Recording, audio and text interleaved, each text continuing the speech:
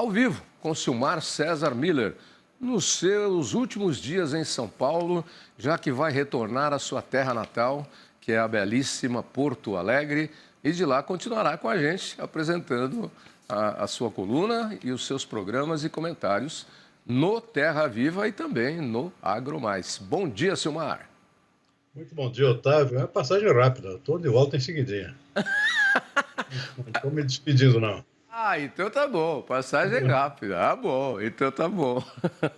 Fiquei Bom esperando. dia, Otávio. Bom dia. Esperando você pedir carona para hoje, mas não recebi nenhum toque seu. Bom, vamos lá.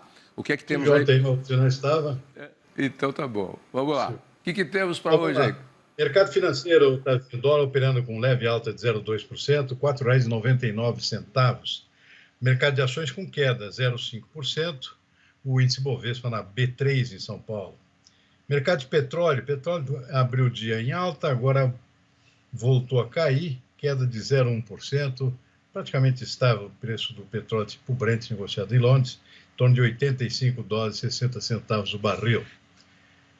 Mercado de commodities agrícolas, soja subiu ontem, subiu nos últimos 2 dias, na verdade, hoje recua novamente, está difícil a manutenção de alta dos preços da soja na Bolsa de Chicago, reflete aqui a tendência aqui de uma melhora nas condições da safra sul-americana, que vinha trazendo preocupações, especialmente a safra da Argentina. O mercado voltou a recuar nesta sexta-feira, nesse momento, menos 1,2% na Bolsa de Chicago. Milho em queda, 0,6%, trigo menos 0,7%, arroz estável na Bolsa de Chicago.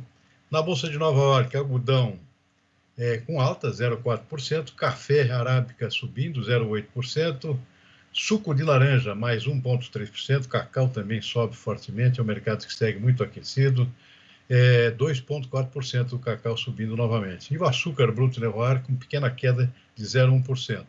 Boi gordo no mercado futuro da B3 em São Paulo, com leve alta de 0,3% nos contratos com vencimento mais próximo. Tavinho. Ok, Silmar, 2 destaques da economia aqui, antes da gente continuar com algumas outras notícias. Nós temos aí o veto no orçamento do presidente Lula de um dinheirão aí, e tudo para tentar cumprir a meta do ministro Haddad, a proposta do ministro Haddad, para colaborar. E junto com isso vem uma outra notícia também que dá tranquilidade ao governo, que é o voto do Supremo, proibindo aquela revisão para a vida toda da Previdência, do INSS, que também é garantia para o governo que não vai ter que desembolsar dinheiro mais aí no futuro. Enfim, as ferramentas vão trabalhando aí para tentar ajustar o orçamento e o dinheiro que o governo tem que estar faltando.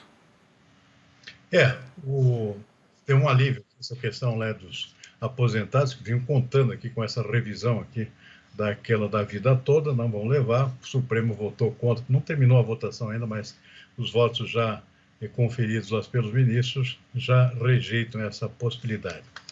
Mas, Tavinha, fala um pouquinho da economia. O Ministério da Fazenda mantém a previsão de um crescimento do PIB para esse ano maior do que vem sendo previsto no mercado financeiro. Os analistas que são consultados semanalmente pelo Boletim Focus, do Banco Central, ainda mantém uma expectativa de crescimento em torno de 1,8%. Já no governo, no Ministério da Fazenda, se mantém uma expectativa maior, de 2,2%. Isso mesmo com a queda prevista, que é admitida já pelo governo, no PIB do setor do agronegócio. A gente tem acompanhado isso aqui, ou seja, uma situação mais complicada esse ano, depois de um forte crescimento de 15,1% no ano passado. O agro brasileiro, o setor agropecuário, basicamente, mostra uma tendência de um desempenho negativo esse ano, por conta da quebra da safra de soja, principalmente, por conta de clima, condições climáticas adversas, e também por preços mais baixos aqui, tanto da soja quanto do milho e de outros produtos também, como é o caso do boi e do leite, né? São setores importantes do agro brasileiro que vão ter um desempenho, pelo menos por enquanto, essa expectativa, um desempenho negativo esse ano. Então, o governo não está contando com nenhum crescimento da agropecuária esse ano. Pelo contrário, está prevendo uma queda aqui de 1,3% no PIB desse setor. Agora, isso, segundo o Ministério da Fazenda, pode ser compensado por um crescimento maior de outros setores, especialmente o setor de serviço, que está se recuperando depois da pandemia, a tendência de um forte crescimento esse ano, pelo menos na expectativa do Ministério.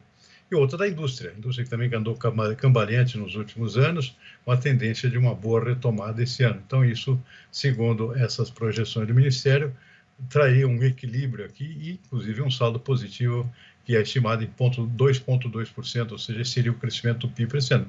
Que, claro, a gente torce para que isso se converta em realidade, embora no mercado não é essa a expectativa de um crescimento menor. E pegando carona nisso, né, embarcando junto no mesmo voo, o Ministério da Fazenda reduziu de 3,55% para 3,5% a projeção de inflação oficial deste ano. A estimativa para o crescimento da economia foi mantida em 2,2%. As previsões estão no boletim macrofiscal divulgado na quinta-feira. A projeção da inflação pelo Índice Nacional de Preços ao Consumidor, o IPCA, está dentro da meta de inflação para o ano, definida pelo Conselho Monetário Nacional em 3%, com intervalo de tolerância de 1,5% para cima ou para baixo, ou seja, o limite inferior é 1,5% e o superior 4,5%. Para 2025, a estimativa avançou de 3% para 3,1%. Silmar, as notícias seguem boas aí. O presidente Lula, apesar dos índices de aprovação, reprovação e aprovação que tem saído constantemente nas pesquisas, saiu mais um e tem analisado isso junto com o seu partido e os seus próximos para tentar melhorar. Ele vem comemorando aí números da economia e as projeções parece que indicam coisas boas. Eu já adiantei o comentário aqui sobre a questão do crescimento da economia.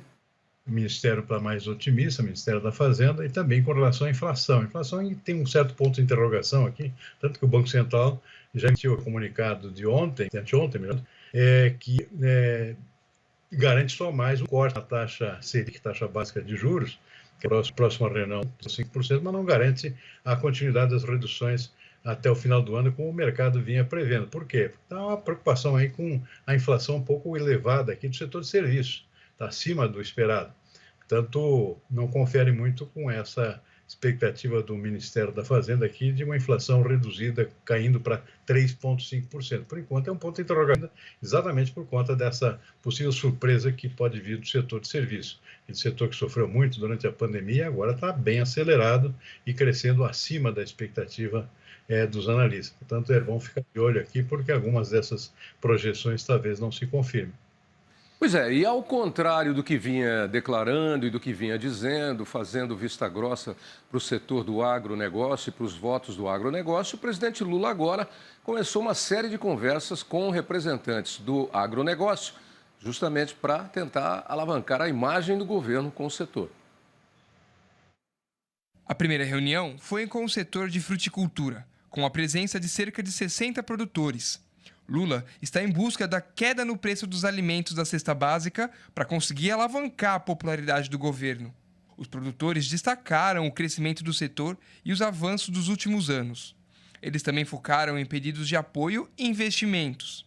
Como gesto simbólico, os produtores presentearam Lula com frutas como melão, manga, uva e limão.